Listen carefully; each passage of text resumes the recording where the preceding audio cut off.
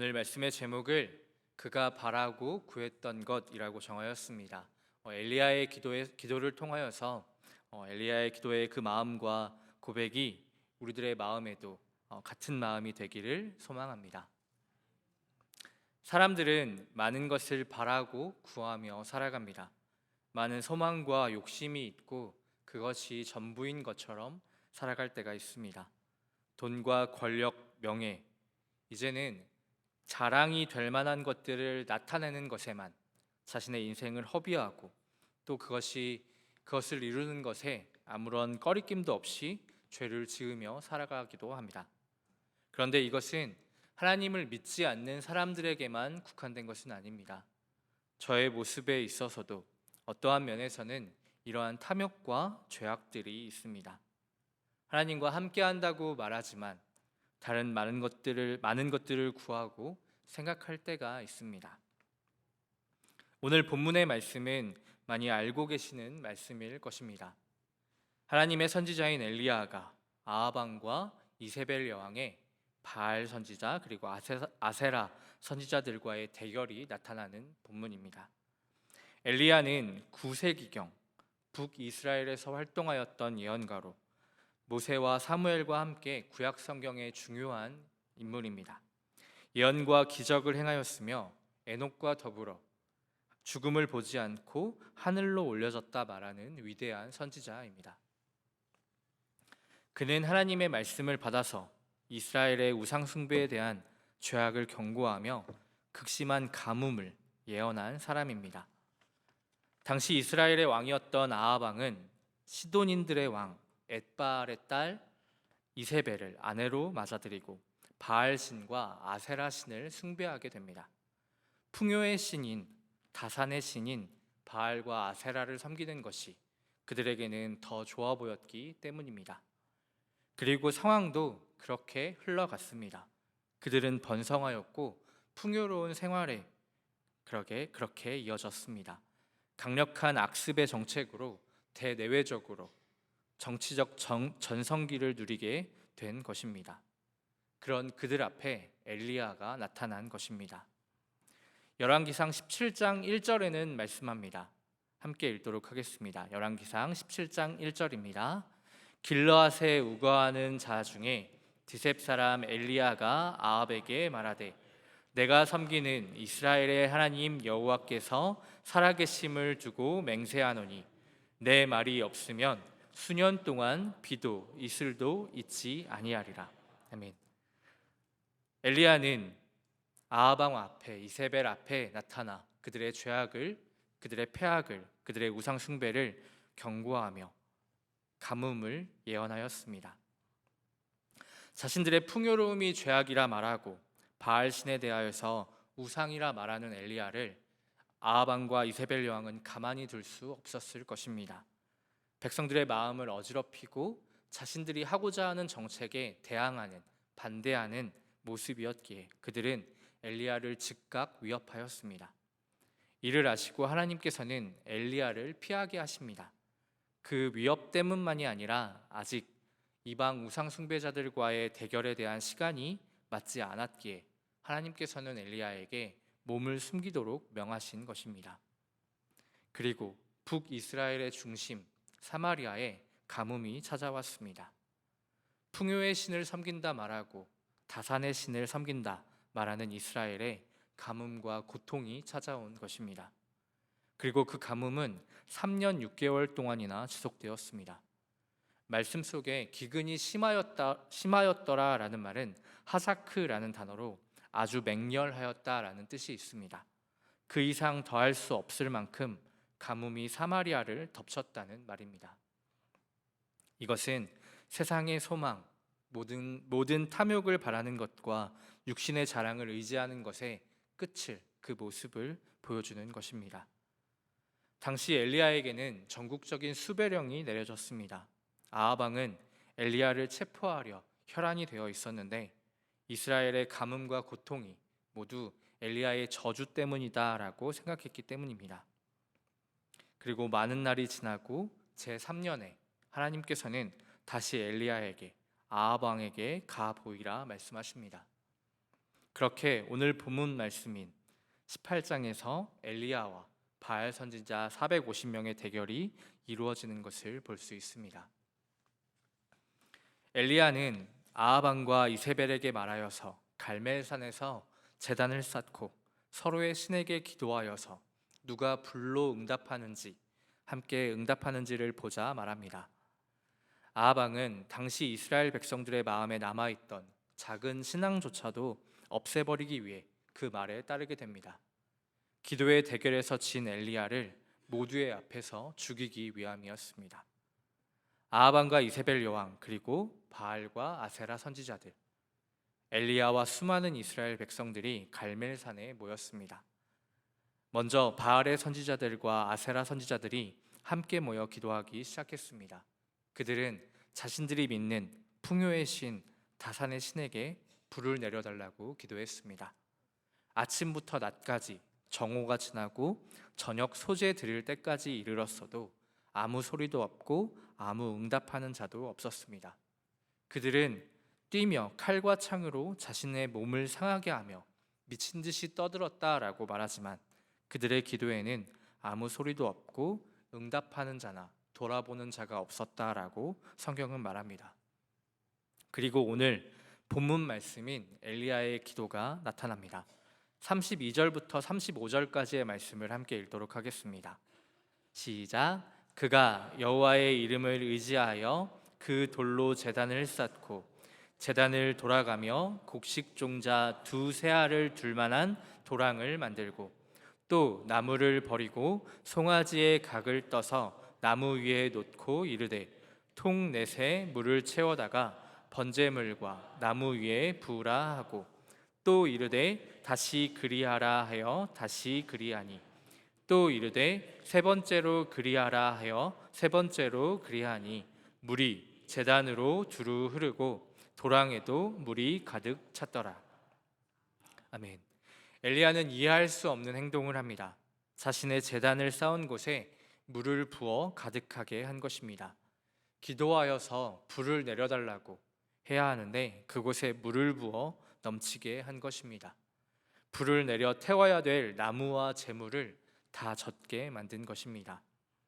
여기까지가 엘리야의 갈멜산에서의 전투의 앞부분의 이야기입니다. 제가 먼저 성도님들과 함께 이야기하고 싶은 부분은 엘리야의 마음에 대한 부분입니다. 엘리야는 하나님의 말씀을 전하는 예언자로 이스라엘의 죄악됨과 그들의 우상 숭배를 정죄하였습니다. 엘리야는 하나님을 선택하라고 하나님을 믿으라고 말하는 자였습니다. 그러나 이후에 그가 처하게 된 상황은 비참해 보이기도 합니다. 광야 가운데 까마귀가 가져다주는 음식을 먹어야만 했고 사르밧 과부의 집에 얹혀 살아야만 했습니다. 3년 반이라는 시간 동안 도망하여 피하여야 했고 사람들의 눈을 피하여서 군대의 눈을 피하여서 그렇게 숨어 지내야만 했습니다. 그곳에서도 하나님의 음성이 없었던 것은 아닙니다. 가나안 과부의 집에 음식을 만드는 가루와 기름이 떨어지지 않는 은혜를 받기도 하였고 과부의 죽은 아들을 살리는 기적을 보이기도 합니다. 하나님과 함께 한다는 것은 분명하였지만 그가 가진 것은 아무것도 없었습니다. 풍족하고 많은 것을 가지는 것이 더 좋은 것일까요? 하나님이 아닌 것을 찾고 구하며 지금 잘 되고 있다면 그거면 된 것일까요? 어쩌면 많은 하나님의 사람들이 자신의 것들을 많이 가지고 있으면서도 오히려 하나님이 아닌 것들을 하나님께 구하고 있는지 모르겠습니다. 엘리야의 모습에서 우리는 무엇을 볼 수 있을까요? 엘리야는 제단 앞에 서서 어떤 생각을 했을까요? 엘리야가 하려는 기도는 또 그의 마음은 무엇이었을까요? 엘리야는 아무것도 가진 것이 없는 자신이라는 것을 알았습니다. 아무것도 가진 것이 없던 그가 할 수 있는 것은 오직 주를 믿으며 기도하는 것밖에는 없었습니다. 갈멜산에 모인 수많은 사람들, 풍족한 것이 옳다, 많이 가지는 것이 전부이다 말하며 하나님이 아닌 것을 찾고 구하는 자들에게 엘리야는 그들 앞에 서서 제단에 물을 부었습니다. 하나님이 아니면 어떠한 방법으로도 이루어지지 않을 상황 앞에 그는 기도하였습니다. 36절의 말씀입니다. 함께 읽겠습니다. 아브라함과 이삭과 이스라엘의 하나님 여호와여, 주께서 이스라엘 중에서 하나님이신 것과 내가 주의 종인 것과 내가 주의 말씀대로 이 모든 일을 행하는 것을 오늘 알게 하옵소서. 엘리야의 기도는 세 가지 요점으로 구성되어 있습니다. 여호와가 이스라엘의 하나님이시라는 고백, 엘리야 자신은 단지 하나님의 종이라는 고백, 그리고 자신이 하는 모든 행위는 오직 주의 말씀대로 행하는 것이라는 고백입니다. 이 고백들의 특징은 모두 하나님의 영광을 나타낸다는 것입니다. 엘리야가 바라고 구했던 것, 그것은 하나님의 영광이었습니다. 여호와여 내게 응답하옵소서, 내게 응답하옵소서. 이 백성에게 주 여호와는 하나님이신 것과 주는 그들의 마음을 되돌이키심을 알게 하옵소서. 엘리야는 간절히 기도하였습니다. 내게 응답하옵소서, 내게 응답하옵소서. 같은 말을 두 번 하며 강조함으로써 나타나는 간절함은 18장의 이 부분만이 아니라 엘리야의 기도에 대한 부분에 여러 곳에서 나타나게 됩니다. 그가 구한 것은 오직 하나님의 역사하심이었고 여호와가 이스라엘의 하나님이시라는 그것을 드러내는 것뿐이었습니다.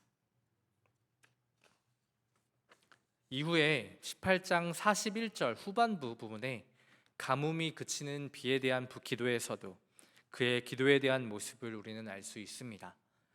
43절의 말씀을 함께 읽도록 하겠습니다. 함께 읽겠습니다. 그의 사환에게 이르되 올라가 바다 쪽을 바라보라. 그가 올라가 바라보고 말하되 아무것도 없나이다. 이르되 7번까지 다시 가라. 아멘.